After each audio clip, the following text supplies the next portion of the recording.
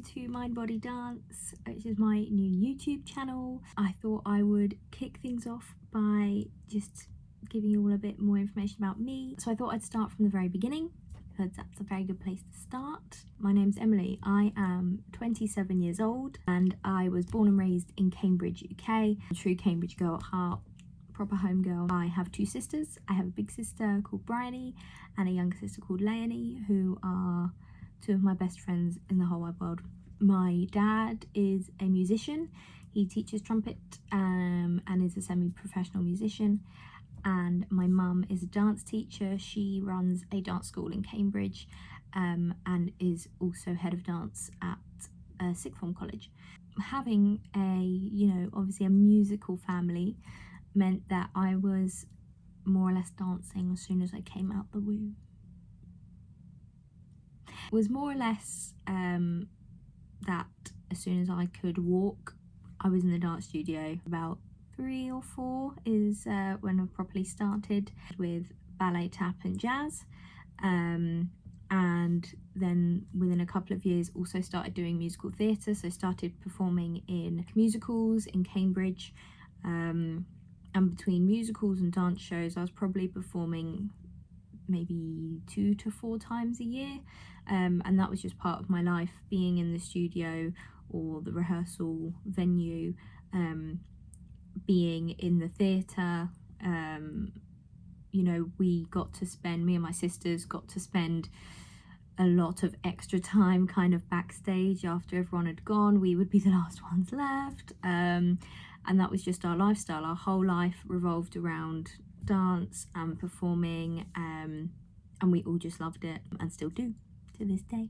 I know people say they don't enjoy musicals because you just don't burst out into song randomly, but I challenge anyone who has that belief to spend just half a day with me and my family and you will be proved wrong, because that's literally all we do. So I had my 3 basics and musical theatre, so I did bits of singing and acting. I actually didn't start contemporary dance until I was 12, so that came a little bit later, and that basically coincided with me doing my dance GCSE.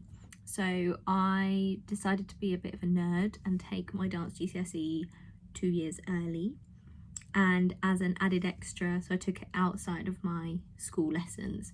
The moment I started doing contemporary, it just seemed to fit like a glove. Like, I love all the dance that I do, but there was just something about contemporary that really kind of connected with me, kind of internally. I loved, analysing the movement, the themes and the meaning behind that movement, and how choreographers had come to create what they had. By studying in that detail, I could start to foresee how it could be a creative outlet for me too, for being that kind of non-verbal voice, or that non-verbal communication for what I'm feeling or thinking at the time. As part of my studies with GCSE, we looked at all kind of the history of contemporary dance, so right back to Martha Graham, Merce Cunningham, Isadora Duncan, like all the founding kind of people. Knowing where it came from and how it developed is just always something I've been fascinated with, and I've been very lucky that it's been on the specs for the levels of study that I've done in dance. While I was going through secondary school, I was still very, very committed to performing arts, still going to dance classes in the evenings and at weekends, and also within school I was performing as well. I once won Best Female Vocalist.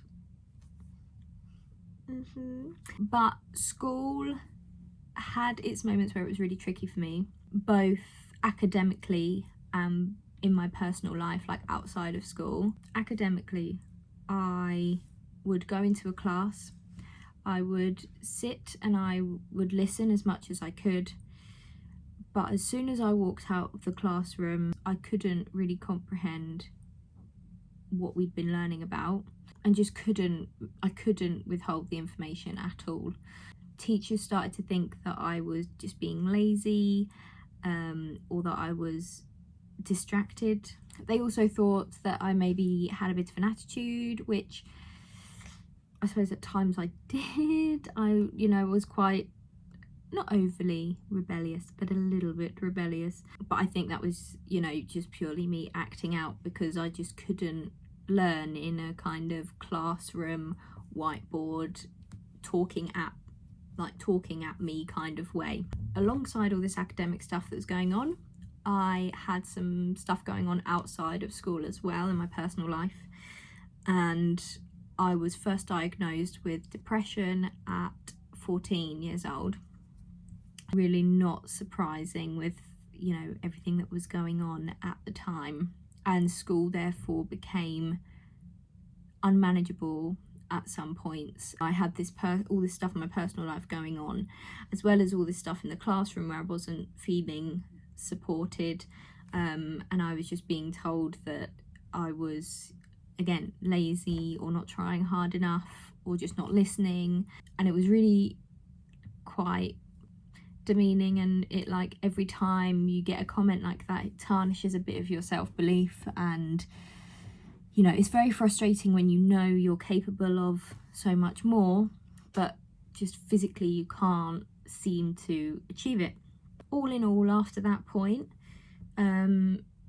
school was in general quite difficult. There were certain situations that prevented me from being there always, and my exam results, I remember getting them, and my four top subjects were dance, drama, music and expressive arts. I then went on to sixth form, where I studied dance, performance studies and photography. So I came out with 3 A-levels. Whilst I was also at sixth form, I co-produced a dance showcase raising money for charity. I just loved being on the organisational kind of management side of things, because although I come across as quite scatty to my teachers sometimes, I'm actually quite methodical and logical and organised. I think my family would laugh at me by saying I'm organised, but there we go. So towards the end of my time at sixth form, we decided I needed to do a dyslexia test, and what I was diagnosed with then was a specific learning difficulty. It can't be classed as dyslexia because it doesn't affect my spelling, so I can spell fine. I don't have like the jumbling of letters on the page, but in terms of spoken information, recalling information, so things like reading comprehension, it's just not going to happen. That diagnosis came just in time for my A2 exams, so I got to use a computer and I got some extra time, which essentially did help. It's still not perfect, and I feel if I had got that support earlier, I would have then been able to work with those adjustments to my advantage. So all I knew coming to the end of sixth form, being a contemporary dancer, that's what I knew I wanted to do, or a dancer. It was either contemporary or more commercial, like music videos and stuff like that. I would have been happy with either. I auditioned for the place that I really, really wanted to go to. I put all my eggs in one basket and said I really want to go there. I got recalled down to like the last round, and unfortunately I didn't get a place. I did start a dance degree at university. Disclaimer, this is just my experience, and everyone's experience is different and unique to them. I was having typical university life. I still had stuff going on in my personal life in the background, but I definitely went down the kind of out partying route. I was still choosing classes when they came up over going out drinking, but going out and drinking was definitely a big running theme of my first year of university. Whilst I did learn some valuable stuff, I didn't feel like I was getting enough practically. Within our last term, our lessons had really gone down, so we were literally only in once or twice a week, and I was really aware that if I wanted to be a dancer in the industry, that just wasn't it wasn't enough. Mentally, physically, you need to be dancing way more than that. So for me at that time, I said enough is enough.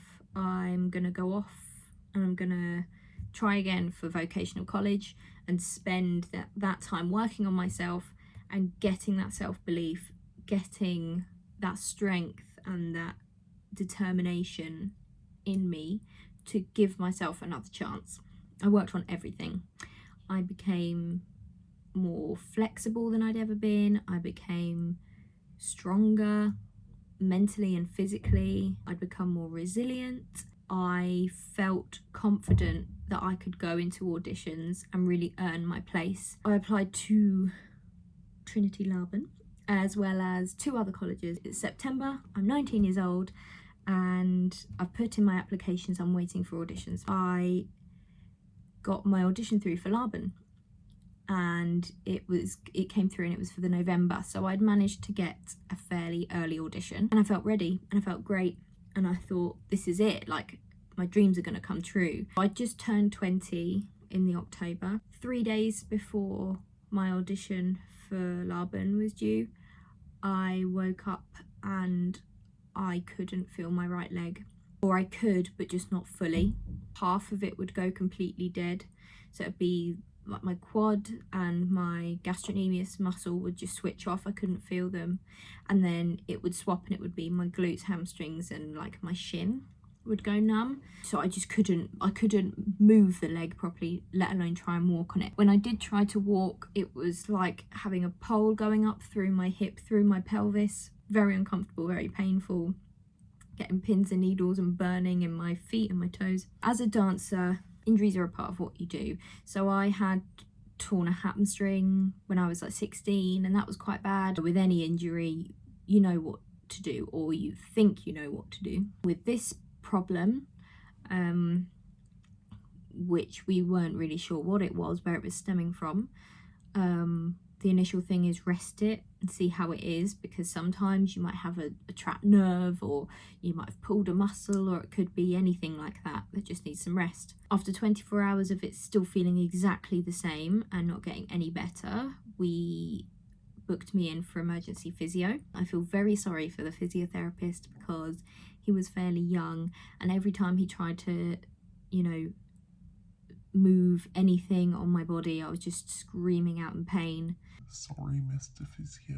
And he said, you need to go to A&E with this. If I can't, move your leg to see what's happening, if I can't, investigate, then I can't do anything.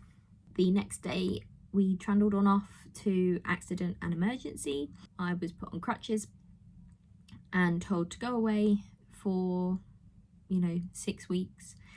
They thought it was a hip flexor damage or a tear, and that basically it would be physiotherapy and then the usual route to rehabilitation. After that 6 weeks on crutches, nothing had changed. I was then actually on crutches for a further 3 months. I had tried private physiotherapy. I tried physiotherapy through NHS. It just wasn't getting anywhere. But then I was referred to the musculoskeletal team in Cambridge. The specialist was married to someone who used to be in the Royal Ballet, so they knew all about, being a dancer and what that meant. They decided it was time for me to go for an MRI scan because there was obviously something going on there that wasn't right. I got a phone call within like 4 days of my scan, and the musculoskeletal specialist basically said, you've suffered an acetabular labral tear. I'm going to do a whole video just on that, so if that sounds like gobbledygook now, I'll let you know more details about it. They said how it's a fairly common thing for a dancer, or anybody essentially who has to have or go through high impact movement through the hip joint, but that basically it was a tear in the cartilage. Cartilage has no blood supply, therefore it can't recover, it can't heal. So as a dancer, that's not really good news. The tear seemed to be quite significant, which is why it was causing me so many problems. The conversation was quite blunt. it was put to me that yes, we can put you forward for surgery, but we should probably try everything else first. But even with surgery, if you try and go down the dance performance route, it will be painful and you will more than likely be crippled with arthritis before you're 30. Your career will just be over. But the recommendation was that performing was off the cards. My whole life as I knew it was just, yeah, that wasn't exactly what I wanted to hear at 20 years old. Although it is something that can occur fairly regularly in dancers and whatnot, it was significant enough to affect my everyday life, and that to me was just not okay. Every time I walked or moved my leg, I could feel my thigh bone grating and grinding in my hip joint. It would lock. There would be days where I couldn't even get out of bed. Being 20 and having to have your mum help you out of bed or your nan help you off your sofa if you're at her house, and not knowing if you leave the house without your crutches, whether you're going to make it to the end of the day with still being able to walk or not, is it's not great. I was waiting and waiting to hear from the surgeon, and unfortunately my appointment with the surgeon was lost when NHS went paperless. I then didn't get to do any more work on my hip for a further 3 years. In those 3 years I'd been walking on my damaged hip. I'd been doing what dance I could. I started to feel like if I couldn't dance, I didn't want anything to do with dance at all, and it was just heartbreaking. I got into fitness instructing and things like that and tried to find other routes, and just nothing filled that void. I went back to university because I thought, well, at least I can get my degree. Unfortunately, which is why I'm doing what I am now,